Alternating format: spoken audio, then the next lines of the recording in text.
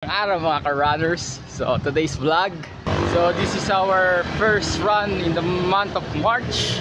And this is the day 51 out of 365. Tuloy ko yung session ko dapat ng Saturday na 35 minutes easy run. So ngayon natin gawin ngayong Monday. Kasi 2 days na naman tayo natigil kasi medyo busy. Come and join me. Let's be active, let's be wealthy, let's be healthy, and always run for your life. Let's go. 35 minutes easy run. So we're using our Anta C202 HP carbon plated shoes in our easy run. So here's our quick trivia for today.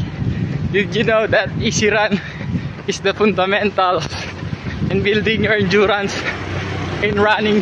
So kung beginner kayo dyan, umpisahan nyo ng tumakbo in easy run para ma-build natin yung endurance natin. Let's go.